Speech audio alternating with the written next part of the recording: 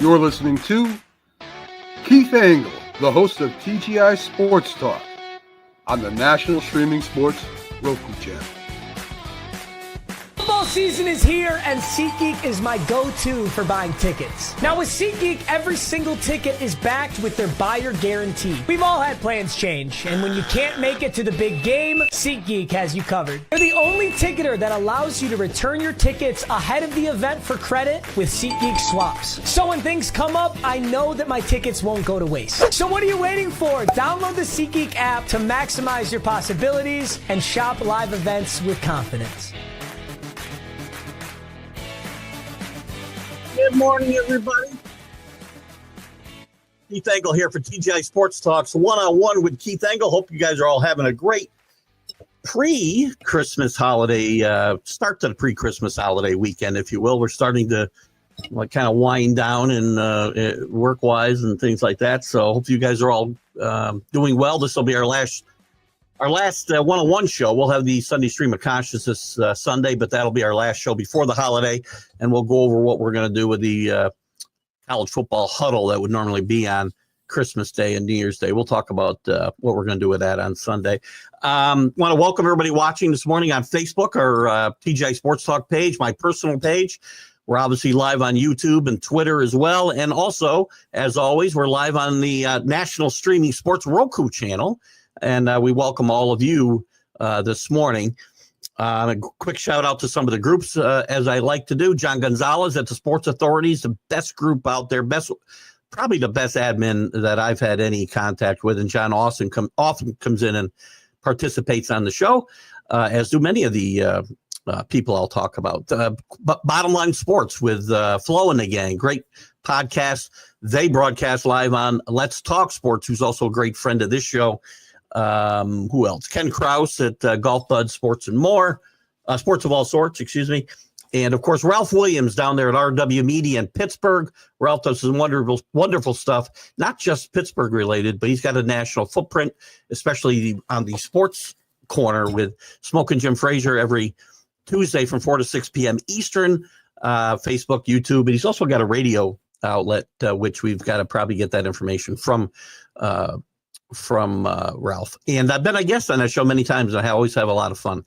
DDH, thumbs up to you. Want to thank my guest from last week. Maybe Jim knows him. I don't know. My guest this morning will be Jim Graziano, former standout at South Carolina. We got a lot to talk about with him, about how he ended up there, what went on while he was there, and obviously the game today. We'll talk a lot about that, and we'll get your questions in as well. But I want to thank Wesley Welker, another long-time Long Island, not a native. He grew up in Southern California, but spent a long time in Long Island. Maybe Jimmy crossed paths with him. And next week we'll have Don Beebe on, former Buffalo Bill and Green Bay Packer. But today I want to bring in my guest, former South Carolina, I say standout. He certainly had a couple of great years to start, and we'll talk about why that may or may not have continued as well as part of our conversation. Jim Graziano joins us. Good morning, Jim. Hi, good morning, Keith. How are you today? Hi. I am great to have you with us. Hopefully you're not. I don't know. We're getting some snow up here in upstate New York. I'm near Albany. I didn't mention it to you, I don't think, before. Saratoga area. Hope you're not getting any bad weather down there. No, not yet. It was supposed to maybe get some flurries today, but they said maybe some showers with some snow. Yeah, for the holidays. It seems like I've had a plethora of Long Island guys lately. It with some ties to Long Island. I mentioned, if you heard me, I had Wesley Walker on, former Jet All-Pro wide receiver, on last week, and he taught out on Long Island for a long time after the end of his career. Did you ever come across Wesley? Or no, I never really came across Wesley. My experience with football is I was a New York Jets fan up until I was about 12 years old, until 1969. They won the Super Bowl. I got into basketball very heavily after that. And after that, well, we're going to talk about my European career a little bit. I'm a giant rugby fan. I prefer watching rugby than I do watching a game of football. It doesn't stop. There's lots of action, lots of contact. Is there rugby here at all? They do. I think there's a league. There is a league, and there is a professional league, but it's not really it's not as big as it is, of course. Very interesting. But it is a very, very interesting sport, and I think it's growing leaps and bounds as well in the States. Yeah. Yeah. I know some guys from the States. There was one guy that was a big star in Australia. It was Australian rules football, and I get told there's a difference. I always thought it was the same thing, rugby and Australian rules football, but I understand it's different. But anyway. Yeah, there are, in fact, there are rugby players who have come to and played in the NFL. Yeah. But it's never gone the other way. No NFL player has. No, I don't think any NFL player has the stamina to last 40 minutes running up. It's not the same.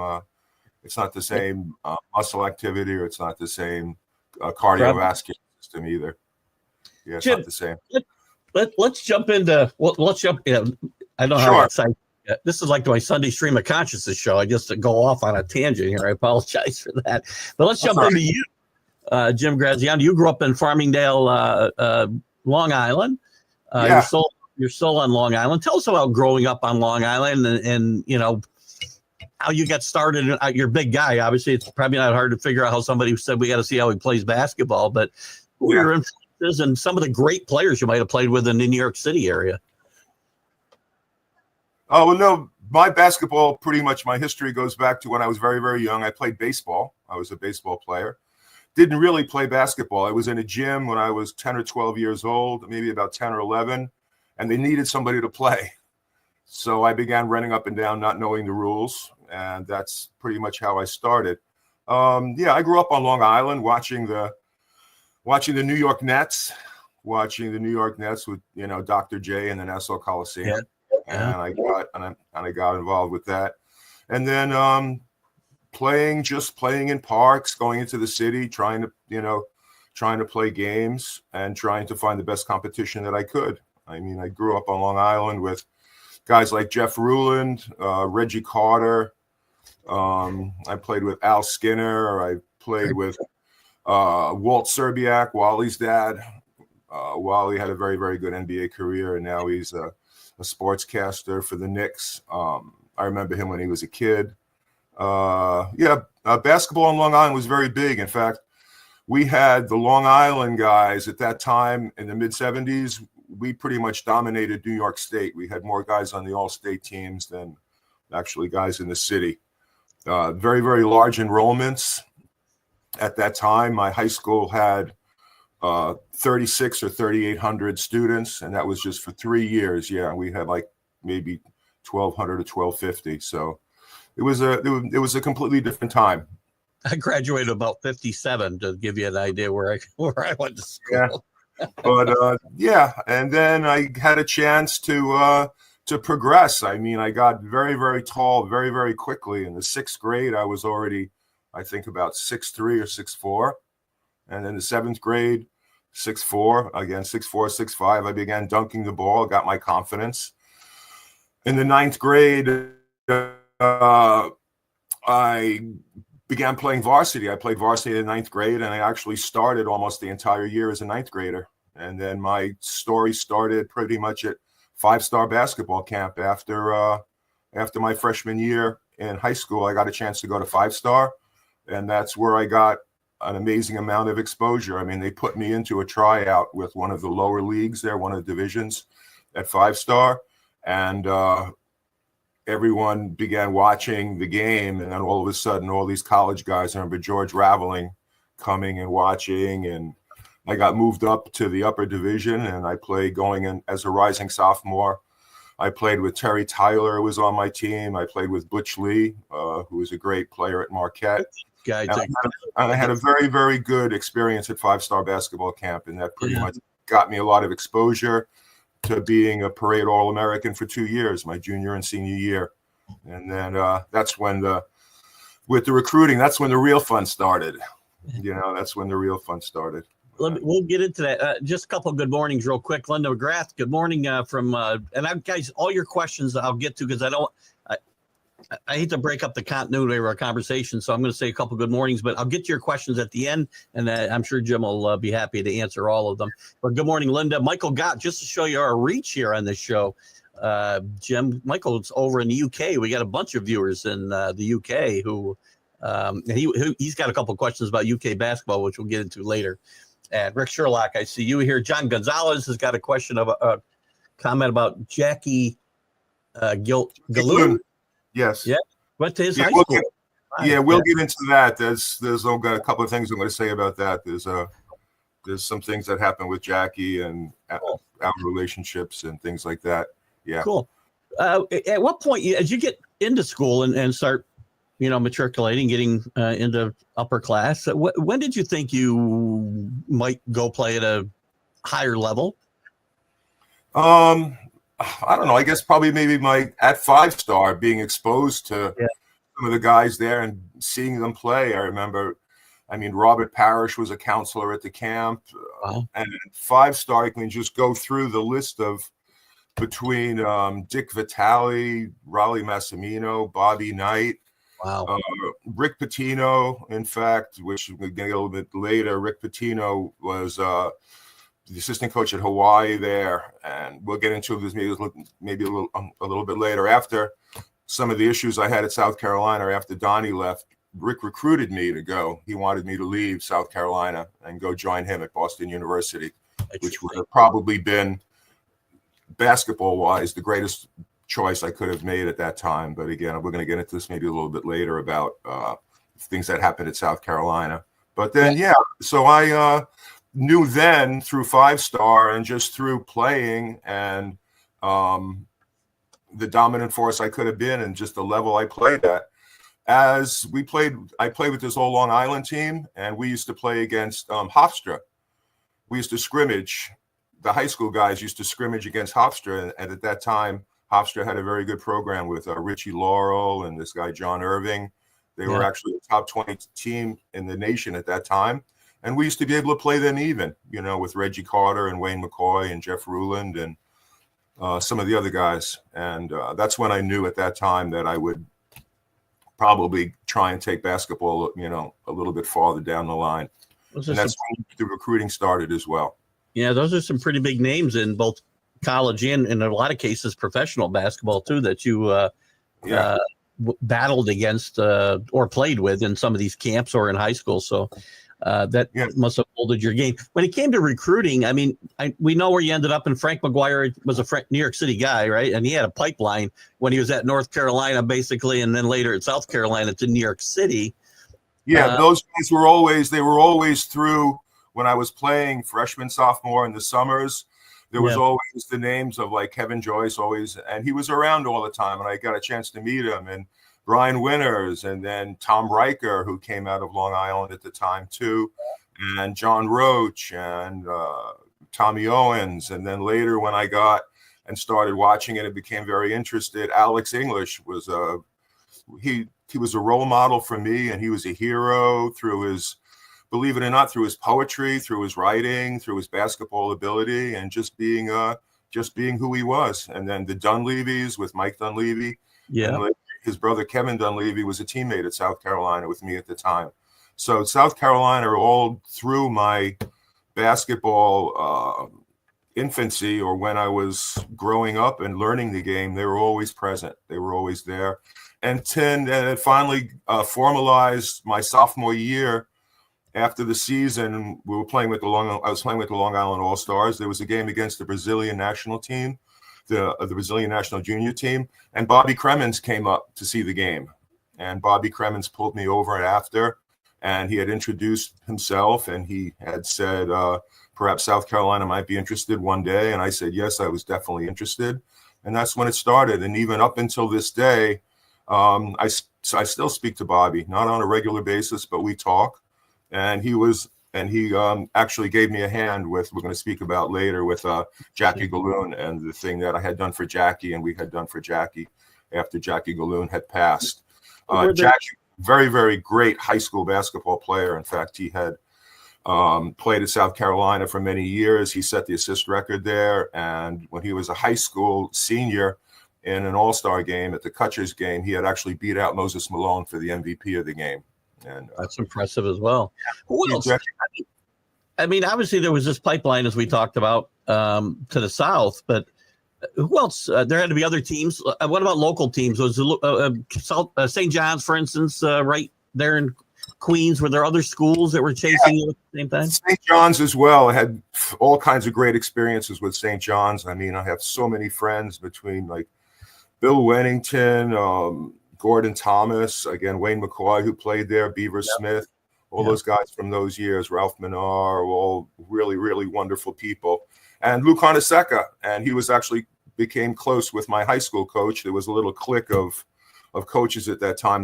We used to call them the Italian collection because it was Raleigh Massimino, Lou Carnesecca, my coach, Carl Savalli. There was all kinds of other Italian coaches there at the time. And my whole high school team, in fact, went to Lou Carnesecca's camp one summer. And isn't that interesting? Yeah, we actually played a prank on Lou. A teammate and I actually went into Lou's bungalow and we stole it. We stole his TV. Took Lou Carnesecca's television, and after it didn't really consider throwing me out of the camp. I don't think, because he wanted to recruit me to go to St. John's. But Lou is a fabulous man. I mean, and that's the part of the Long Island thing. Seeing him coach with the New York Nets and always him being around. It was a big family. New York basketball then was a family. There were the Kings too in the city, both Albert and Bernard King. I got a chance to play against both of them. And in with the birth of AAU at that time. Would you say before you actually committed to go to South Carolina, who was the most serious suitor for you? There was a few. There was Duke, North Carolina, Cincinnati, Las Vegas, and of course South Carolina. They were on the list that I visited, and I can go through either one. Duke had Bill Foster at the time, and we had visited, Mike Jaminski and Michael Corrin and I all visited Duke together. We visited South Carolina together, and we visited North Carolina together. Interesting. And each one of us chose, a different path, a different school. They probably made out a little bit better than I did in the end. I went to Duke, and I don't know what they did, but all I knew that Frank Zappa was playing there at the time, so I kind of scheduled my visit around that. And got a chance to see Frank Zappa. I still am a giant music fan, a giant, rock and roll fan and a giant music fan. So I got a chance to see him. And I liked the program a lot too. And there was Jimmy Spinarkle there at the time. Eugene Banks came in. Yeah, they turned into a pretty good team. They had that was the birth of Duke basketball, even before Coach K got there. Yeah. Bill Foster kind of made their bed, he got things started. And then, of course, North Carolina, Mitch Kupchak was a very, very good high school player on Long Island, went to North Carolina, had a fabulous career, went on to have a great NBA career, and later a greater career in the front office with the Lakers, did a lot of wonderful things. And North Carolina was very, very interested in me. In fact, and to tell you what a great man Dean Smith was, even after I had chosen South Carolina, for 10 or 15 years afterwards, Dean Smith always sent a Christmas card to my parents. Oh, that's cool. Yeah, he was the epitome of class. What about, you mentioned Vegas. Did you have interaction with Jerry Tarkanian at that point? What was that like? There was a very, very famous or infamous, I don't know, famous thing, I guess. Jerry Tarkanian was interested in developing the program at UNLV. So he was a big gambler too, and this is how this connection all gets. Believe me, it ties into Frank. There's a whole way that it ties together that I found out about much later. Yeah. So being a big gambler, he knew that Tark they were friends, wanted to build his program. So Tark said, listen, there's this guy, Jimmy Graziano on Long Island. Can you maybe go out and give him a call and see if you can get him to come to a UNLV?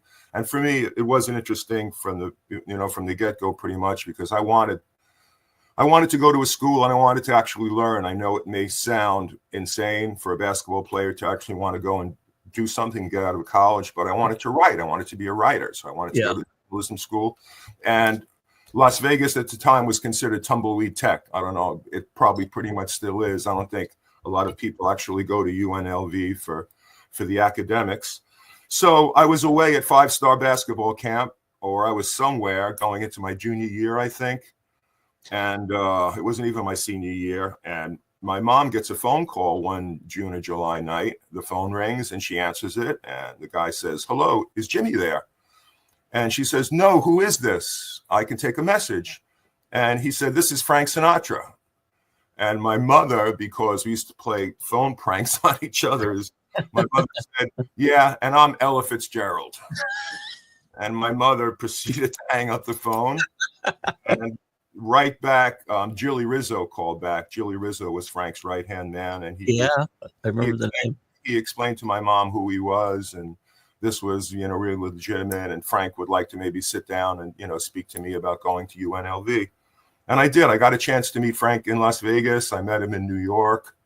And supposedly later on, again, my parents and I had trouble communicating about this at the time, or all through my recruitment. Supposedly he had offered my father a restaurant in Las Vegas if I would come and play at UNLV. But at that time, again, that was the birth of their program. Yeah. My freshman year, we would have gone to the Final Four. They had, Robert Smith, Glenn Gondersack. There was another Sudden Sam Smith. They had a very, very, very good team at that time. And they were the running rebels of UNLV, and it kind of fit into my game too, because that's the way I like to play. I like to get out and run as well. It's interesting. Real quick on Frank Sinatra. Frank Sinatra actually was part of a big interview on this show, believe it or not, on a sports podcast, because I had Tom Dressen on a couple of years ago. If you remember, the comedian from out of Chicago, Tom Dressen, back in the 70s, he was huge. But he opened for Sinatra for like 15 years. So a big part, and he's a huge sports fan, huge Chicago sports fan. That's why I had him on. And we had a great conversation. And Sinatra, he told me some great stories about traveling with Sinatra for 15 years. So it didn't even end there. After I had actually chose University of South Carolina, there was a steak place, a big dinner place in Manhattan called Jimmy Wesson's. And in the entrance to Jimmy Wesson's, there was a very, very nice oil painting of Frank Sinatra. Of Frank McGuire, I'm sorry. So when Frank had come in for a night to have dinner, on the way out, he had saw Frank's picture on the wall. And actually, Frank was actually connected through gambling with Frank Sinatra and Jerry Tarkanian. He looked at the picture of Frank. He took Frank's picture off the wall and said, you know what? If Frank can have Jimmy Graziano, I'm going to take Frank's picture. I'm going to take Frank with me. And he walked out of the restaurant with Frank McGuire's picture. Fun.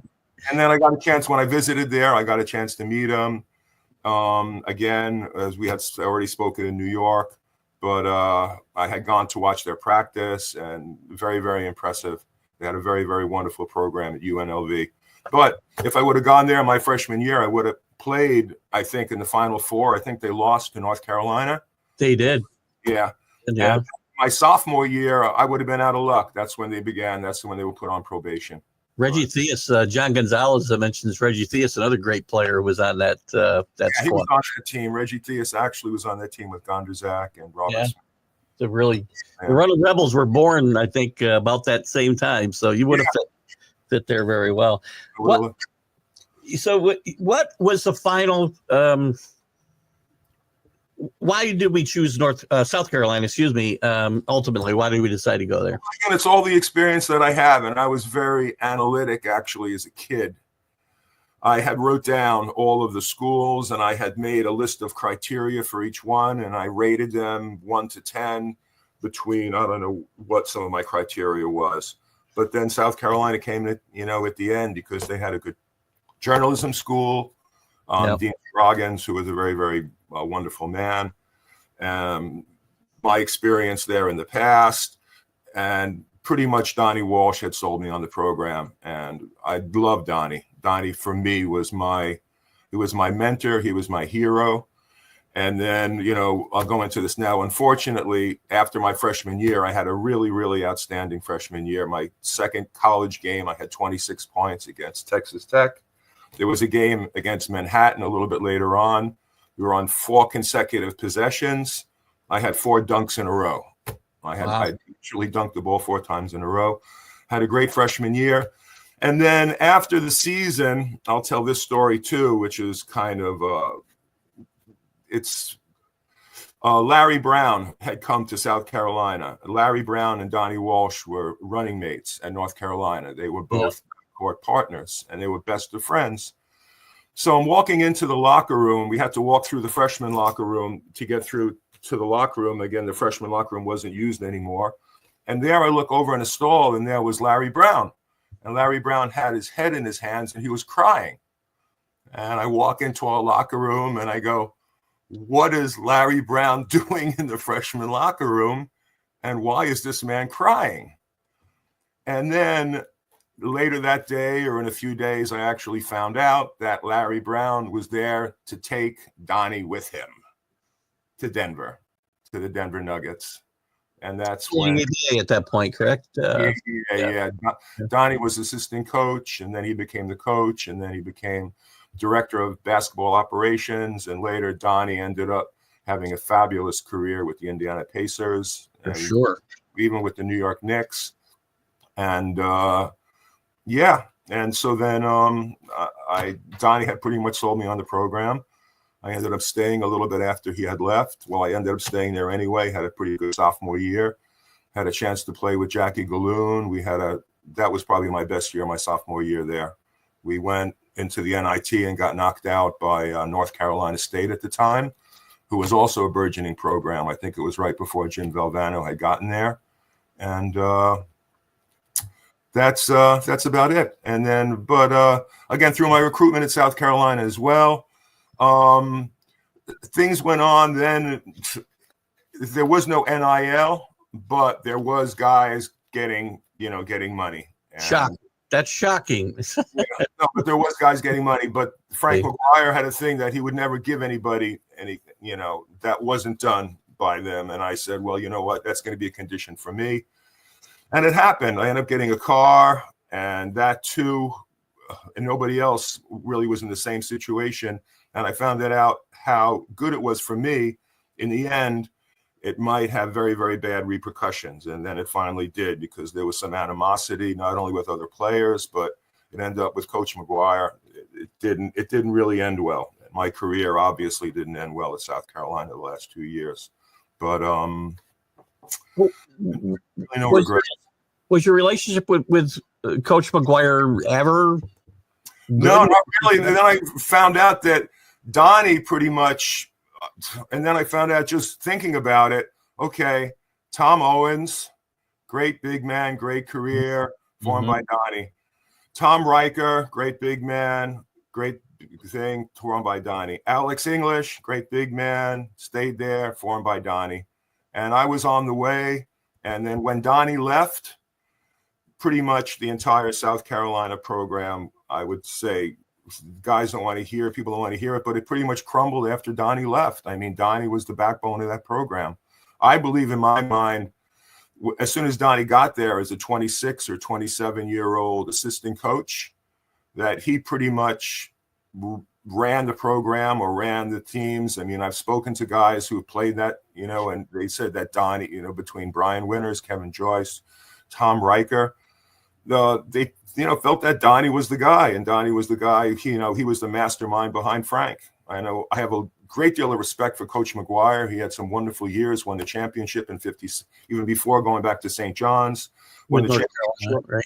Yeah. Brought the sport to South Carolina itself, and had some fabulous years then in the early 60s up until the mid 60s with teams. But it was really Donnie, I think, who brought the team into, 70, 71, 72, when they got to the Final Four a few times, and really developed the program. And then, unfortunately, after Donnie had left, I think, that was it. And it didn't get built up until, and ironically, the year that I had left, 1980, who came into play? But Bill Foster took the program over, who was the coach at Duke. Right. And, just to give you an example about how really bad the thing was, Zam Frederick actually sat on the bench at South Carolina for 3 years. And then his senior year with Bill Foster goes on to lead the nation in scoring. So right there, it shows a little bit of the confusion that was there at the time. Yeah, you talk about Donnie Walsh, and quite frankly, I didn't know how involved in the program he was until I was reading about your story. And because I know Donnie Walsh, obviously, from the other places you had mentioned. So he's instrumental in all these guys coming there, and you say he's run the program. Your first couple of years there were very, very good, and then he leaves. and I'm sure this happened to a lot of other guys, was he, I mean, game day? I mean, was he instrumental in that part of it? Was he running the team practices? 100%. And being a mentor and being a disciplinarian and being a father figure as well. Just a little side note about Frank too. And I found out this before speaking to one of the guys. Before I got there, South Carolina was playing Notre Dame on national television. And the morning of the game, in the pregame talk, Frank asked all the guys, do you guys know why we're playing Notre Dame on national television? And some of the guys said, well, it's going to be maybe Adrian Dantley against Alex English. The fact that, I don't know, that maybe both our teams are ranked. Then there was some other guys who came up with some other things. And Coach McGuire said, no, the reason why we're on national television is because of me. And that's right then, all of the guys, their faces just, you know, it's something maybe you think to yourself, but you don't really say that to the guys. And I don't remember, and some of the guys I spoke to said they were there for 4 years and they never remember actually sitting down and having a conversation with Coach McGuire, you know? So maybe it was what he was going through the last few years, because I know it was kind of turbulent there. A lot of people on the board of trustees didn't want Frank to be the coach there anymore. Right. So, and he was dealing with a lot of, you know, very, very bad things. And then I found out mysteriously later on his house burned down. Yeah, his house burned down. I don't know. Nobody knows the circumstances of how it burned down. But then all the things went around in my mind. Okay, gambling, Tarkanian, Sinatra. Who knows? You know. Interesting. Yeah, interesting. But after all these years, it's just speculation. Yeah. Yeah. So, I mean, his last couple of years there coincided with your last 2 years there. And again, I think you had some injuries. You can speak to that. But yeah, I did.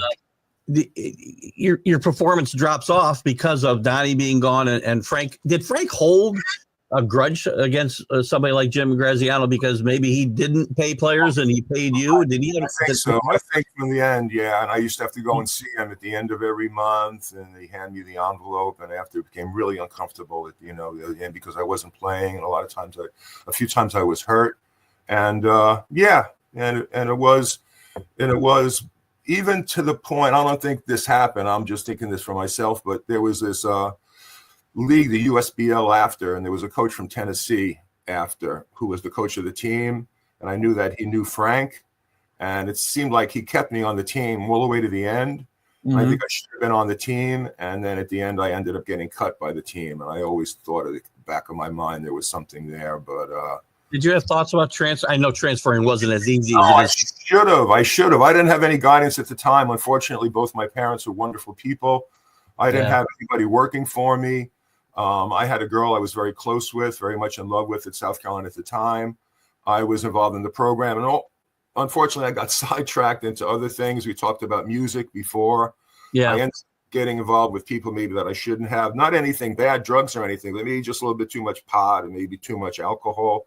And then after I got involved with, I ended up getting drafted by the Denver Nuggets, I think, out of pity. Donnie took me in the 9th round. I ended up getting cut by them, went back to the school. The school was wonderful enough to give me, I was 9 credits short. I ended up getting my 9 credits. They gave me a place to live off campus, and I ended up managing the first punk rock bar in South Carolina, or the first punk rock bar in Columbia called Von Henman's. Well, we almost got REM to play. We almost got a whole bunch of different bands to play in there. But, I got sidetracked. And then after I graduated in January, I got my first job. Again, I didn't have an agent. Again, that's another thing that I would say would be a little bit insane. I never had an agent in my entire basketball career. I never wanted one because I always felt that basketball was such a beautiful thing, and I wasn't really that money oriented. I wanted to play for the love of it, which I did. And I ended up getting a job in Scotland playing there. And we can talk about the guy who was talking about English basketball at the time. Yeah. There really wasn't anybody there. There was Alton Bird playing there in Scotland at the time. I played in Scotland at the beginning. Then I got a job in Chile in Valparaiso. I had a wonderful little experience there. Got a chance to go to Belgium. And in Belgium, I got a chance to replace somebody. And that's when my basketball career finally started to pick back up again. I played in the first league. And a guy in France saw me in a basketball magazine. And I got a chance to go play in France the following year in what was considered the French Professional League. And then I ended up living in France for 23 years after that. I played professionally there, ended up staying, coaching, teaching English as a second language toward the end, which was my profession after. Was that why you were playing? You were also teaching at the same time? No, at the very end, I wanted to stop playing professionally. So there was a team in the north of France. I was playing in Bordeaux at the time. In fact, I had Boris Diaw as a kid. Boris Diaw was a very, very great NBA player, I think. And I always told people that I taught Boris how to pass. So, actually, I wanted to ask about that. Your experiences in Europe and even in South America. I mean, obviously, the international there's a huge influx of international players today and has been for some time in the NBA, but not so much then. Did you play? Was the game that much different in Europe then, or were there a lot of guys that you played or played still, against? They had some wonderful rules. In fact, they had some wonderful rules. One of the rules, a couple of the rules, in fact, which the NBA should, take in, or they should still do here, is that only a coach can call a timeout, and you have to call it at the desk. You have to call it at the table before I want a timeout on the next dead ball. Yeah. There was no getting trapped in the corner. You can't get out calling a timeout. There's no get out of jail card. Right. Also, if you throw a ball off somebody's leg flying out of bounds, they get the ball. You can't do that. That's not right. It's not. There's a lot of rules I think that Americans put in that give you kind of a little bit of a grease. And also in the backcourt, if there's a violation, the referee doesn't have to touch the ball. So you can just grab the ball, run out of bounds as quick as you can, and throw the ball up the court. Oh, that was a lot of fun. And they had a lot of bigger lane too, right? Don't they play with a bigger lane? And the lane was different too at the time. The lane was actually expanded out, like it wasn't as it is now. Yeah. But the game didn't get big enough. The game finally exploded in 1992 with the Dream Team. And that's when, unfortunately, I was at the end of my career. So I took the position of, there's a team in National 3 in the north of France, or National 2, where they needed a player coach and they needed somebody to teach English at the Chamber of Commerce of Amiens in the Somme, which is north of Paris. So I began my ESL teaching career there, which I have done ever since then. And I got it after my career. I moved back to New York. And since then, 4 nights a week, I worked in different schools. I teach immigrants to speak English. Which that's cool. It comes to the fact too, I never had an agent. And it comes back when I was educated. I mean, I was educated in the 1960s, and I don't know, I actually listened to learn that perhaps money isn't the most important thing, that it's more important to do things for people and to be a nice person. But unfortunately, I always say that the greatest generation turned into the greediest generation, and the baby boomers, we've pretty much bankrupted everybody. The Gen Zers, we bankrupted everybody today, but I don't want to get into that. That's a little bit too political, but I do love what I do, and I still do it. I love teaching, and I've actually taught French a couple of years. I'm fluent in French, and I've done some job replacements teaching French in high schools, which I love as well. And that was a chance too. Like, I love learning a different culture. I love learning a different language.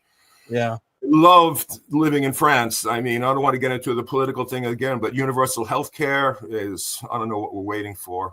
It's in 23 or 24 years there, the amount of out of pocket, the mutual, it's called mutual, but it's like the copays every single year with my family, family of 4. So at that time we had 5, a family of 5. We paid $850 a year. That was the copay, and everything else was covered. Dental, medical, all the other insurance there. And just French Europeans lived life, the whole quality of life is so much better, What brought you back after 23 years to the States? That's kind of, make a really long story short. I got the misfortune of being divorced in 2000. So 9/11 happens. This is a little bit of a funny story. 9/11 happens. I got in this thing called classmates.com, which was a thing to touch base with all high school friends. Yeah, a girl that I had dated in high school, her sister was looking for this guy who she dated called Jimmy Graziano. She saw my post. She spoke to her sister, said, listen, Jimmy Graziano's in France. He sounds kind of lonely. He's divorced. You're in the same case. Why don't you guys talk? We talked in September. November, for her birthday, she came over to France to visit with her girlfriend. I ended up doing a long-distance relationship with her until 2006. And then she wanted to move to France. And she was a midwife. She's a nurse practitioner, OBGYN. She has many degrees, many master's degrees. But to move to France, she would have had to start cleaning out bedpans again and going back to nursing school. Yeah. Because no reciprocity. So I said, it will be much easier for me to move back to the States. So in 2006, I sold my apartment in France, moved back to America, and began coaching high school basketball at Cold Spring Harbor. So there was another with the Walt and Wally Zerbiak connection there. Yeah. I had some very, very, very good years there. We won, a couple of years. I had guys at Cold Spring Harbor. If anyone's familiar with Cold Spring Harbor, they're pretty much old lacrosse players. So we didn't really have anybody. All my lacrosse guys I would take. So we spent a lot of time on defense because they had great legs. I mean, so we would win games like 38-36 or 28-24. We played great defense. We couldn't throw it in the ocean, but we had that. And I went on to coach a couple of years after that at a parochial school. I got out of it pretty much because of I didn't like the way the kids didn't buy into what I wanted to do, and I couldn't really communicate them with that. Well, I think that's a lot of problems with guys who played the game, who try and coach it. So what I've done since then, and I did all the way up to COVID, was I would run clinics. I would get there were a couple of elementary school gymnasiums who wanted to sublet their space. That's what happens with schools when they get closed down. They sublet, the town sublets them. So that I got a chance to sublet some court space, and I did that for many years, where I ran, high school, middle school clinics for kids. And I tried to teach them how basketball is played the right way, how to pass and cut, how to set screens, how to play the way. And you had spoke about how the European game is different. And the European game is different. And that's why over the years, European players have been so prized. I mean, they're skilled. Yeah. Guys, when I would teach the kids in the camp, what I would do, we would even have a ball. I would first teach the kids how to run, because a lot of kids don't even know how to run, believe it or not. Teach the kids how to pivot, because pivoting is very, very important in the game. And just teach the kids skills. And I think that's lacking in today's game. Well, it's a good transition, I guess. I mean, those kids have flourished here because of their the fundamentals they have instilled in them before they get here. And is that what we think? And obviously the game of basketball on the college level and the professional level has all changed a lot. I know that I saw a post you put up the other night about, I think it might have been the South Carolina game. I'm not sure. The game with 8,000 threes shot. There was 73 three-point shots missed. And over the years, the three-point shot really wasn't that important. They used it kind of as an end of the game, get back into the game.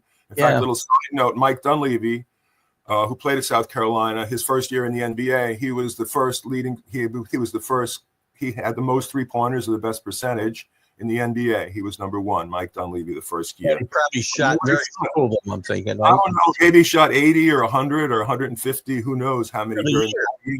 But now it's pretty much taken over. It's pretty much taken over the game. Even Mike D'Antoni said that, not Mike D'Antoni, Greg Popovich, I'm sorry, said that you don't have to look anymore at any of the stat sheets. All you have to look at is one thing: the team that makes the most threes wins, and that's it. So it's taking coaching out of the game. I mean, basketball, the way that I was learned was you get the best shot closest to the basket with the best guy.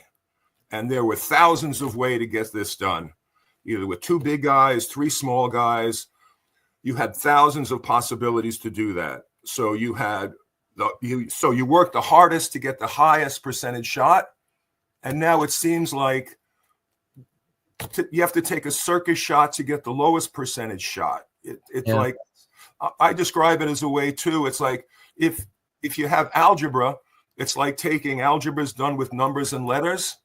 I don't know. Let's throw shapes in now. Let's throw shapes into algebra and see what we get. It's not the same sport. It's not the same thing. I think it's part of, and I see this in other sports and football, and looking to make a most difficult play, and instead of the play that's right there open for you.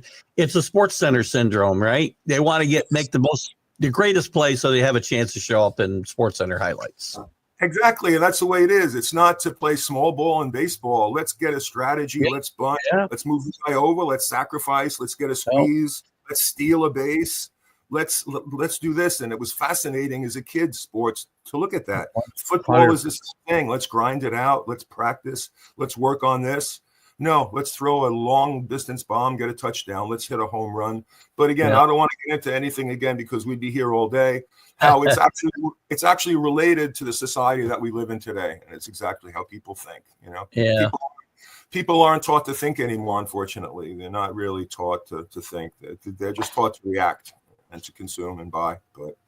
But again, it's kind of related back to the college game today. And again, I'm going to think some of the changes in college sports probably are you don't have as big a problem with as other people might. The NIL situation. I mean, I'm guessing, and now they have budgets to just pay for play. I'm assuming you're probably okay with at least a portion of that, as you were getting paid and felt you should be paid to go to college. I mean, yeah, absolutely. I mean, even for the very beginning, but I think now, and playing in the club system and the way that it's related in schools, in schools in Europe, all over the world, there are no sports teams. When you go to school to learn. That's what you're in school for. You're not in school to play a sport.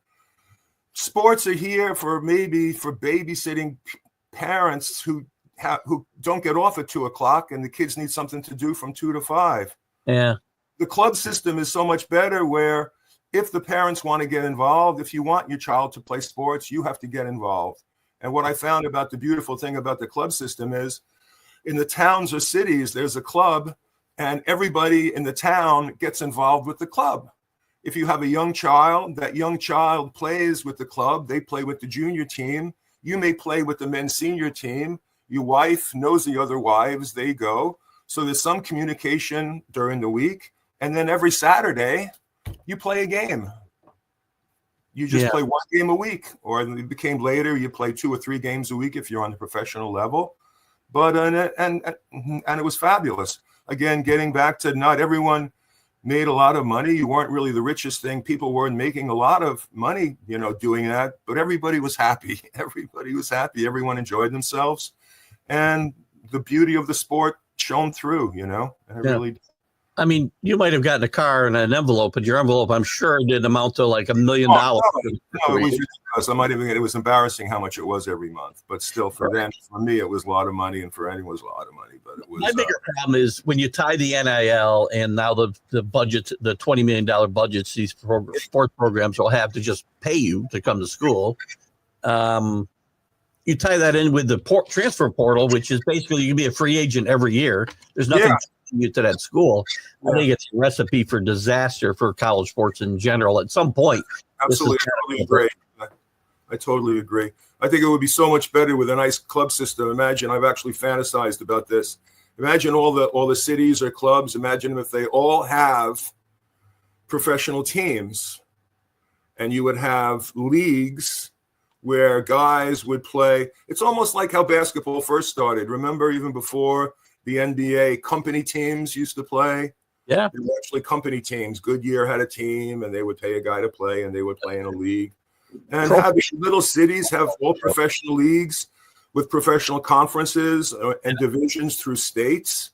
But it's our system now is so ingrained. There's no way you're going to be able to get this. And basketball and major sports have been making so much money for universities over the years that it's never gonna really change, and it's really unfortunate. It really is.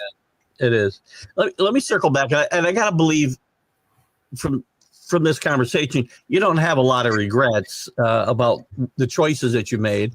But do you think, going back to Frank McGuire and Donnie Walsh, and the way your college career started out and the way it finished, if you'd wanted to play in the NBA, do you feel like you would have progressed more as a player if Donnie Walsh had stayed, and you would have had a better chance of playing in the NBA? Oh, absolutely. I would have followed Tom Owens. Tom Owens, Tommy Riker, Alex English. Path. I would have had a little bit of a career anyway. I mean, they all finished at different levels. Tom Owens had a great career with Portland and ended up as a very good backup center behind Walton. Tom Riker ended up, again, I don't want to speak about Tom Riker because his situation with the Knicks and with some of the things that he had dealt with at school were a little bit similar to mine. Alex ended up having a great career, but yeah, I can't go back. But, through speculation, who knows what we could have made, I could have made of the program after Donnie. I probably would have got drafted a little bit higher than the 9th round. I might have gone on and played somewhere in the NBA. But again, I just lost my drive in college too. I mean, that's it. As far as professionally, kids have to love it, and you have to go out there and practice every day. After my freshman year at South Carolina, I didn't do a camp. We didn't have a basketball camp. So Dean Smith actually liked me enough, or I still liked him. I went to work Dean Smith's camp, and there was a young kid at the camp. In the mornings, he would go out and shoot. And before breakfast, what is that knucklehead doing out there so late? So early. And then after the games at night, we had to close the lights. And come on, that kid's got to get off the court. What is he doing? And he was always working before lectures, before games, after games. And North Carolina, guess who that guy was? You can probably guess who he is. Michael Jordan. Michael Jordan, yeah. So there's really no secret. Everyone says Michael Jordan, this and that, how great he was, but there's no secret. And you have a guy in the name who, in fact, a lot of people say bad things about him because he's destroyed the way the game is. But Steph Curry's the same way, and Steph Curry is a total gym rat. Larry Bird. Yeah. Larry Bird used to get into games. He used to get into the arena. If the game was at 8 o'clock, Larry would get there at 5 o'clock or 5:30. And for an hour before the game, he would just run around the entire arena before the game, just to get loosened up, to get warmed up for an entire, unheard of, things going on now. Guys did it for the love of the game. John Howard. Yeah. Chris Mullen's another guy. You talk about gym rats. I always read about Chris Mullen and his work ethic he wasn't the most physically gifted player in the world, right? And he just turned himself into a great player. He did, absolutely, through hard work. And for all the young kids out there, I don't know if there's any watching, but for anybody, there's no substitution for hard work. You just have to go out and work as hard as you can. Yeah. I'm going to get this. I want to get to the questions we have here, and before we wrap it up, but I want to circle back a little bit because the game has changed so much with realignment and all that. Yeah. South Carolina was in the ACC before you got there. Then they were an independent. Then they went to the SEC. Being an independent, which we don't even have hardly any of today, there's a handful. That's it. Basketball, I don't know if there's any. Football, there's 3. Rivalries, right? In the conferences, you've obviously got rivalries, but as an independent, you have rivalries as well because you're playing the other independents. I'm guessing Notre Dame, Marquette. I know we've got a Marquette story to talk about here. Who were the big rivals for South Carolina when you were there? Am I on target there, or are there others? Of course, Clemson, because they were in state. Yeah, Clemson, of course. Can't remember my freshman year, running onto the court. I think they played at this place called Little John Coliseum. I think that was it. And I remember running onto the court and seeing people dressed in orange and crazy orange heads and orange things and screaming and hollering, and just that atmosphere was very unusual. We had some very, very good results against Clemson at that time, who had some very good players. Larry Nance was there, Moose Campbell. They had a very good program. And but they were in the ACC, of course. But some of our independents, getting back to that, were both Marquette and Notre Dame, which we had a little bit of success in at that time. Was there with Bill Lambier, who, no disrespect to Bill Lambier, but I had never played against a dirtier guy in my life. I followed him around his entire career for sure. When the game started, right off the bat, it started running up and down. He started pulling on my shorts and tugging on my jersey. And I actually just turned around and said, "What the fuck are you doing? What are you doing? Why are you doing this?" And then later on, because I kind of played basketball, unfortunately, as a non-contact sport. Not really a non-contact sport, but I didn't really go for any of that stuff. Yeah. But it was bad. And then another incident that happened my freshman year against Marquette, the second year, my sophomore year, we'll get it on no story. We played a little bit better. Marquette, we were playing up like into the first half or the middle of the first half, towards the end of the first half. There were like maybe 6 minutes left. I got a rebound through the outlet pass. Everybody was out except for a guy who came into the game to guard me. And he turned halfway, he wound up, and he threw an elbow right into my midsection. And I proceeded to double over, and he ran down the court. And then I just picked my head up, and I looked over at Al McGuire, and Al McGuire was looking at me, and he gave me a little smile. And then from then on, kind of my whole outlook towards sports changed right there. Not towards sports, but towards the game. And I said, wait a minute, there's really something wrong here. And we ended up losing to them that year. But needless to say, my sophomore year, I was a lot more motivated. And we took them to double overtime at the Coliseum. And unfortunately, we lost to double overtime. And that was the year they were the national champs. But no, those are good. And disrespect Al McGuire, he had a fabulous career. Yeah. Got a chance to know Dick, too. Dick, his brother, who was with the New York Knicks at the time, recruited me a little bit. Yeah. No disrespect to him. He had a fabulous coach. He was a fabulous coach. But people actually did that back in the day. You actually had guys on the bench who would come in just to take somebody out. You know, you don't really have that. The game's luckily the game's evolved, past that. It has. Yeah, there was definitely a lot of that back in your time for sure. Yeah, the independence, it wasn't definitely a good thing. Again, why did South Carolina get out of the ACC? There was a lot of talk with Paul Dietzel. They wanted to get out of the ACC. There was a lot of, things happened with Frank in North Carolina. I don't think North Carolina ever actually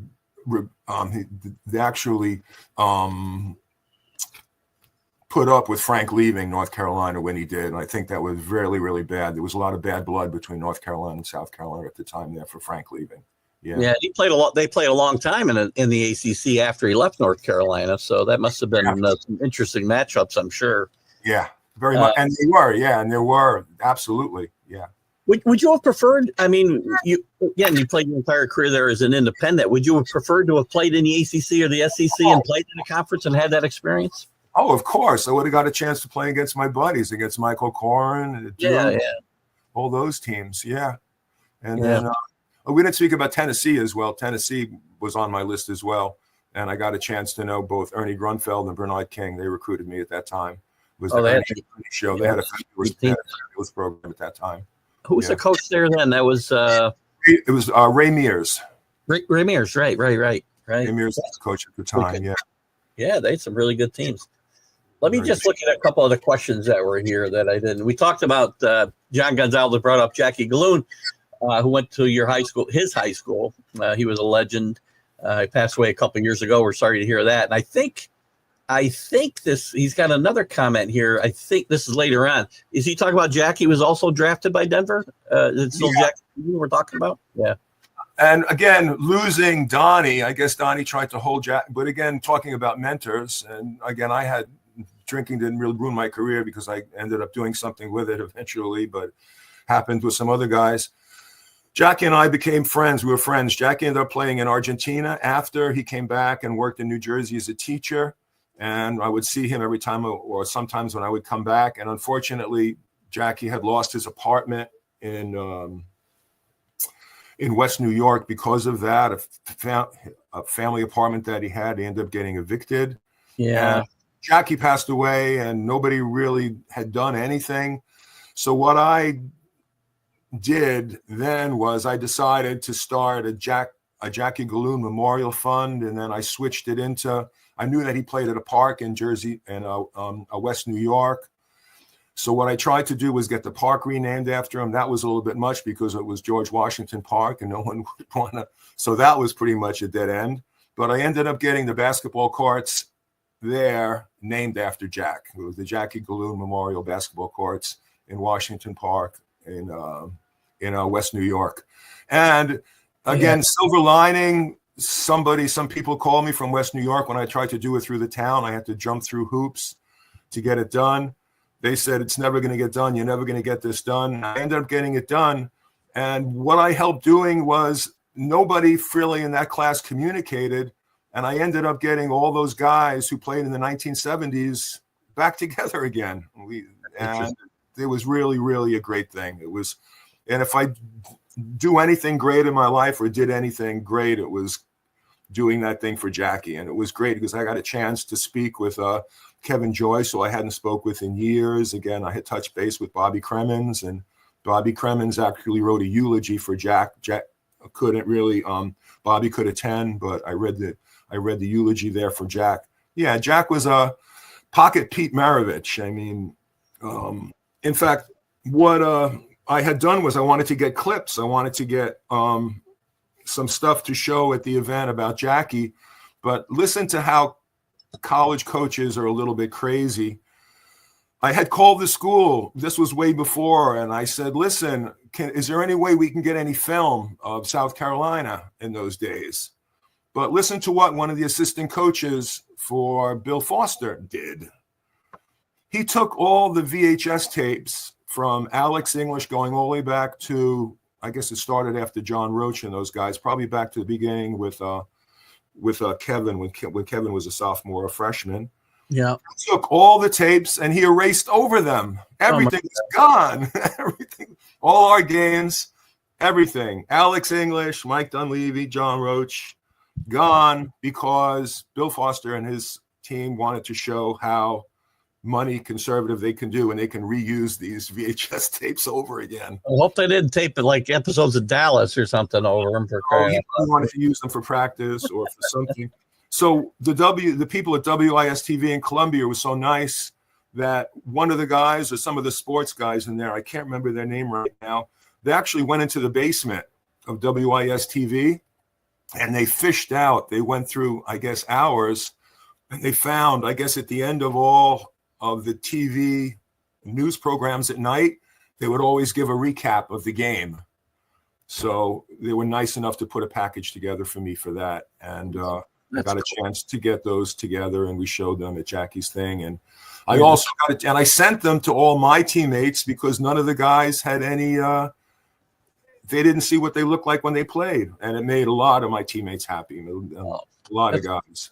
That's a pretty cool effort by you for sure. And John mentions what a great backcourt at South Carolina with Jackie and Mike Dunleavy. They were a great team. But again, how basketball has changed. That team, Mike Dunleavy, Jackie Galoon, Tom Boswell, Alex English. Imagine that team getting onto the court at Madison Square Garden at the Holiday Festival against Princeton with Pete Carrill and the motion offense. Oh yeah, Bradley was going though, right? Yeah. Guess what the result was? And this is how it can never happen in today's game because it's no longer a thinking man's game. Princeton ended up winning by almost 20 points. Because they just backdoored them to death. There was no 24-second clock. They held on to the ball. Yeah. They ran them ragged. They set picks. They moved away from the ball. Guys turned their heads. They got lost. And I don't know. Maybe if I would have seen that game, maybe I would have thought twice about coming to South Carolina. But that's just how the game's changed. That could no longer happen today. Yeah. You can't.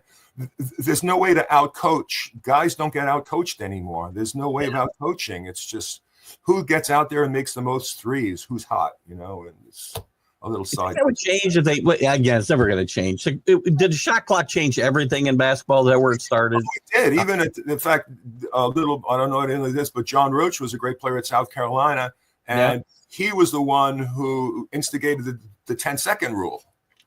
Because, back in the day, Maryland, South Carolina games would sometimes be 6-4, 6-3.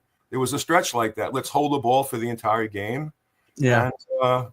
And that could have been your strategy. Yeah, but the 24-second clock definitely set a lot of precedent.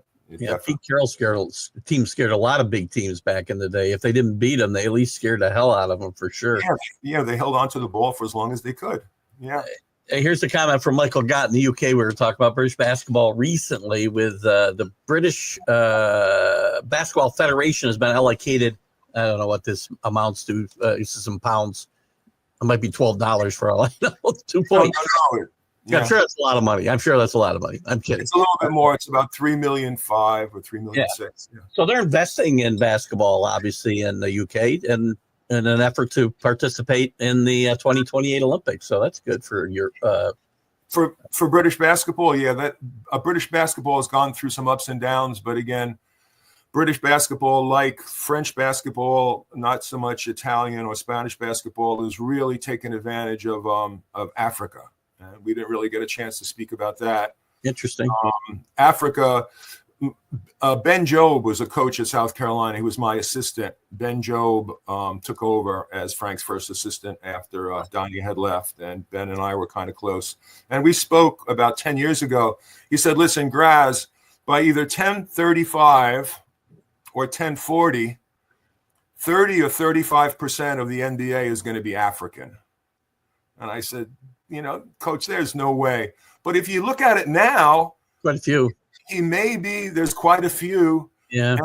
And with the gentrification of African Americans, and black and the teams in Africa, like the team in Sudan, those guys went so far, and they've been playing outdoors. There is even a gymnasium there. There's so much. A good friend of mine, Tommy Davis, works with Tony Parker at NBA Africa, and they do a great job. I think the NBA is investing a lot there to to bring the game. But all of there are now a lot of Africans in the game and coming in, and through England as well, through Kenya and those colonies. The game has grown in Europe, a lot. That's good. It's become a worldwide sport for sure. Rick talks about, you mentioned Jeff Ruland, who he was a great player at Iona, and had a good NBA career as well. Jeff Ruland was a beast. In fact, my senior year in high school and his junior year, and we killed him at Sachem. And Jeff wasn't really half the player I was, which was about to suddenly change. And talking about working and getting with the right people. Yeah. Like, Jeff had a great senior year at Sachem, and then he had the wonderful luck to get with a great coach, was Jim Valvano at Iona. Yeah. And Jeff actually grew 2 more inches, put on another 40 or 60 pounds, and Jeff doesn't have the same mentality that I do. Jeff's a killer. You know how they say, like Bill Guy, when guys are really tall, they tend to be a little bit timid and maybe not speak a lot because they feel that their height is a little bit intimidating anyway. Jeff, it didn't really make a difference. Jeff was a big, bruising, wonderful guy, and he still is. He still is a wonderful man. In fact, he ended up losing his career, and maybe this was just a rumor, but Jeff was a great all-star in the NBA. Yeah. And he didn't have a lot of fans in Boston. So I don't know if this is true or not, but one year when he got hurt, Jeff was there playing, I guess, with the Washington Bullets at the time, and he had a luggage cart, and he was pushing his luggage cart, and all of a sudden from behind, somebody rammed the hell out of his Achilles, and he went down like a shot. And that's story there. But Jeff was a great player. And a great Long Islander. Talking about the Long Island of that time, Long Island was a hotbed for high school basketball. And there were Jeff Rulands and guys my size. I would play against guys 6'9" who were talented. Mark Ivoroni, who had a little bit of career, played there too. Wayne McCoy, and you can go down the list of guys who. Ton, you've mentioned a lot of them, by the way, today. Jim Spanarkel, who we talked about, played across the river in Jersey. Yes. Great career at Duke, a little bit of an NBA career. I think he's still doing announcing, I think. He's announcing, he is, and he's a wonderful man. In fact, such a nice guy. You know how hard it is sometimes to find people or to contact them? And please don't do this with Jimmy, but I got on to, White Pages, and I found a phone number, and I called it, and his wife answered the phone. And I, hold on, Jimmy will be right here. And I spoke to him. He couldn't, unfortunately, get to Jackie's memorial because he was away for a wedding. Yeah. But Jimmy Spanarkel played on those wonderful Duke teams with Eugene Banks and Vince Taylor, who I'm in contact with still through Facebook, and of course Mike Jaminski, who had a wonderful NBA career. I've been trying to get Mike on the show, and he hasn't responded yet. I know he's got a story. We talked about some guys who have gone through some travails, and I know Mike has, and I would love to get him on to tell his story, but I haven't had any luck yet. So, yeah, Mike had a little bit of some personal issues that went on, but again, a great player. But again, guys will come out the other side. If you can say it, you're better for it. So it's exactly. It's great to see. So if you're watching, Mike, get back to me. Yes. You have mentioned a lot of big names today, and not necessarily your teammates, but who are the craziest players that you've come across in your playing career? Oh, some of the craziest players, some of the offbeat players I played against. Yeah. I don't know. It wasn't really something I can really think off the top of my head. No, not really. Bo Ellis was kind of wild. He introduced that long jersey. Bo Ellis had a career. Not really a lot of unusual guys or crazy guys. I can't really think off the top of my head crazy stories. Probably if I did and I thought about it for a while, I could come out. If one pops in, throw it out there. We were talking before about Michael Corn and all those guys. A bunch of guys you mentioned had gotten to Final Fours with either Duke or with North Carolina. So and Butch obviously won with Marquette, as we talked about. So yeah, but they said Mike and the Tar Heels lost that game to Marquette. Yeah, in 1977. Yep. In true transparency, when I was a kid, I was a big Marquette fan. I don't know why. I liked Lloyd Walton and Butch Lee and Bo Ellis and they had Jerome Whitehead.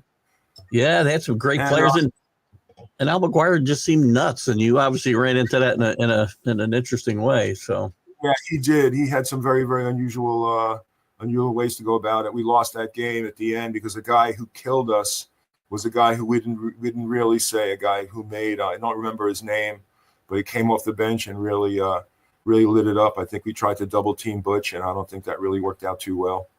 But yeah. Here's a couple. I've had Butch Lee on the show too. He was he's the only guy I interviewed. He had his wife in the emergency room or something, and we're doing an interview, and he's in the waiting room. So he was dedicated to come on the show. I thank you, Butch. I just chatted with him because I watched an old roast of Al. I get watching all this stuff, and it was an old roast of Al McGuire, and he was very funny doing it. Butch Lee was. Yeah. But getting back, go ahead. We had maybe Georgetown. They I think were an independent too, and they came in too. They had quite a good team, and I remember playing at their place. They played in a little tiny gym in Georgetown at the beginning of George Thompson's wonderful run that he had there, even before Patrick. They played. Yeah, they were kind of independent. So it was like the old ECAC, but it was just like a group of teams. It wasn't a real league. So back in the day.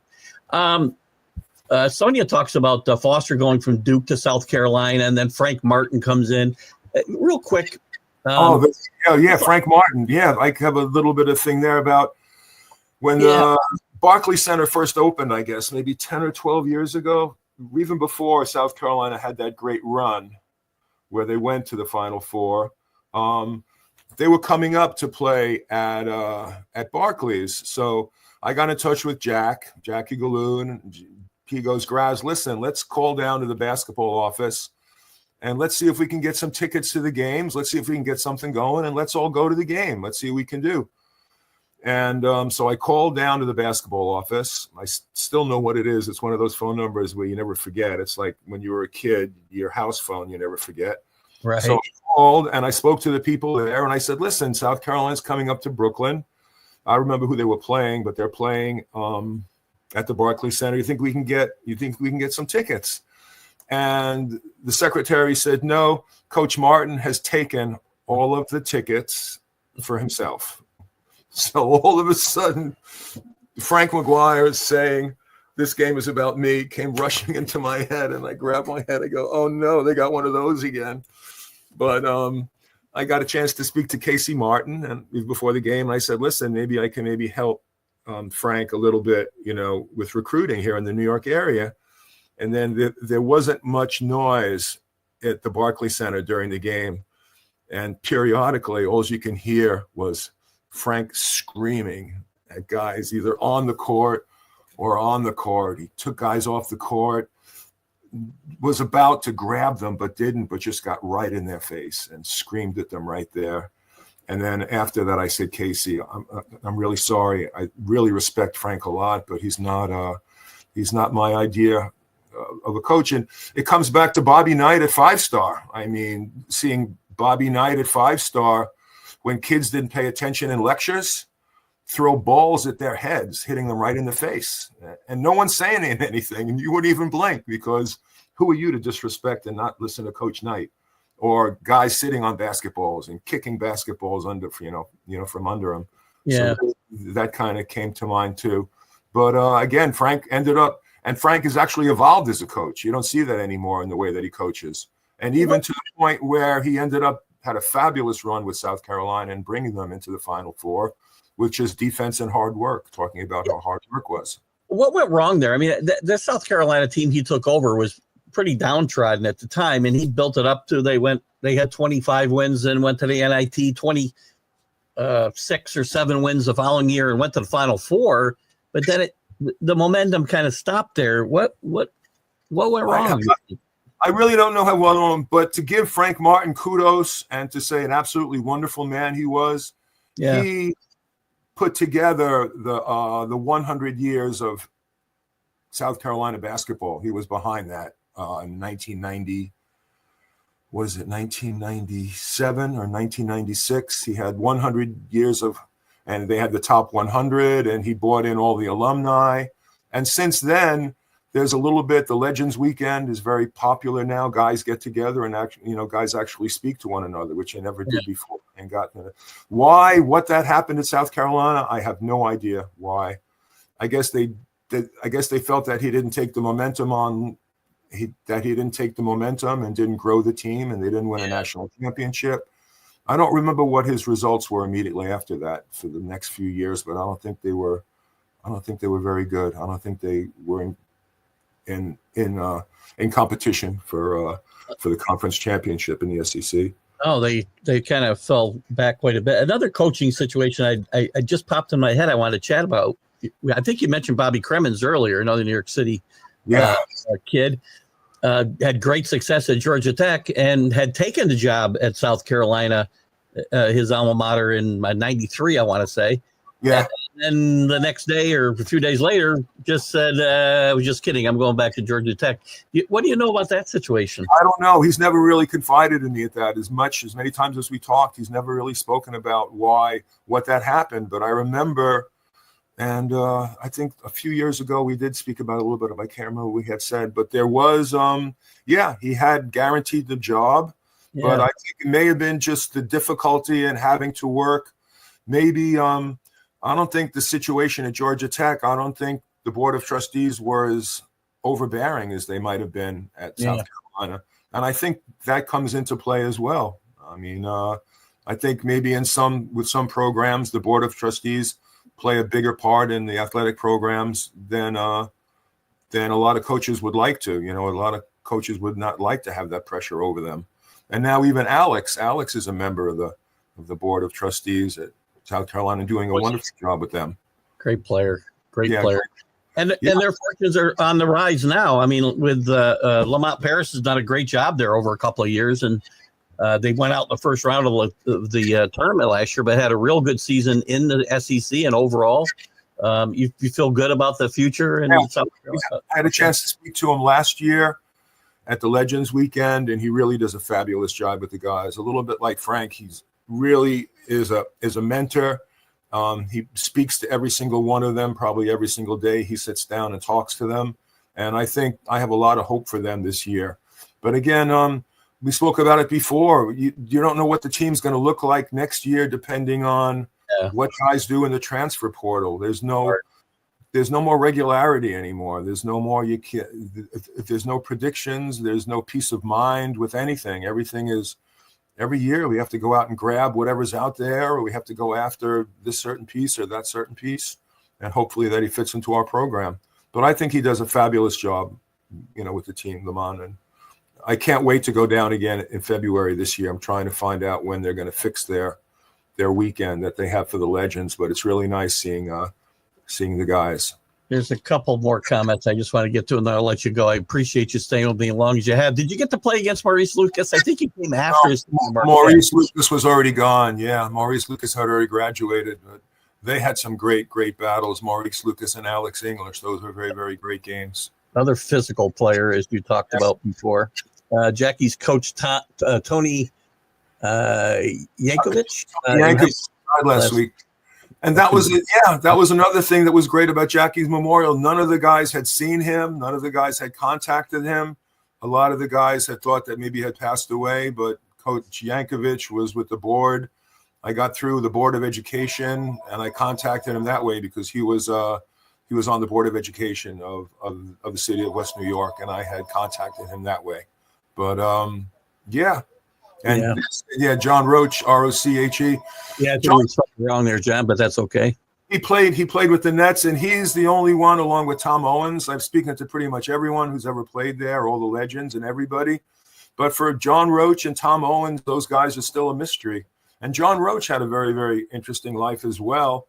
He had a fabulous All-American career at South Carolina, had a couple of really good years with the Nets, and said, you know what, maybe basketball isn't for me, and became a very successul lawyer after that. Oh, did he?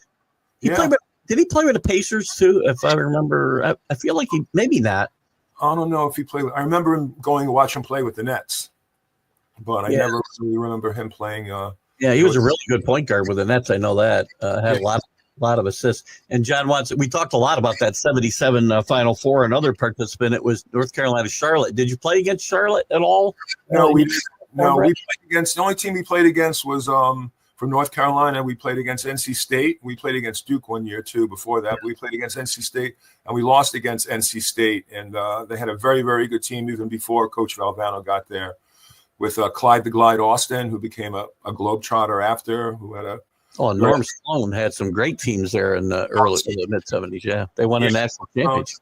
And Charles Hawkeye Whitney too was there at that time, and still in contact with both of them, but never played against North Carolina Charlotte. But again, Cornbread Waxwell went on and had a great career with the Boston Celtics. And just going on a little side note, backtracking a little bit, why European basketball is so great and why they actually play like that and look like that when they talk about Euro basketball. Yeah, there is a hypothesis, and it's been proven. And I remember talking with coaches in France about it before. For some reason, in the Soviet Union in the early 70s, they got a hold of old Red Auerbach Boston Celtic instructional films and old Boston Celtic movies. Oh, wow. And you know how the Russians are, how the Soviets are. At least the Soviet system was through repetition and practice and practice and practice and repetition. And the Soviets developed their style of play, which was copied by a lot of the European teams. And that's why you see a lot of why guys are so highly skilled. So they're really so highly skilled now because they went through the Soviets, who the Soviets actually went through the Boston Celtics. Yeah. Interesting. John's got one more comment, but I want to get to this one before I let you go. Jim, in your opinion, what team underachieved back in the day, or better yet, overachieved? NC State don't count. Back then, your days, yeah. I don't know, because I can't really say that we did, because we had a hell of a schedule my freshman year. Well, North Carolina wasn't winning any national championships at that point. They hadn't won yet. They were getting the Sweet 16s and Final Fours, but Dean Smith couldn't get over the top at that point. That might be one. But again, they did. In fact, in 1977 or 1976 or 77, they played against UNLV in the NCAA championships. Yeah, with Michael Corrin's freshman or sophomore year, and yeah. They lost to Marquette, didn't they, that team? Lost to Marquette, yeah. Yeah. But he didn't win, I think, until like 82 against Georgetown. Back in those days, teams have underachieved. They don't really remember teams that are, underachieved.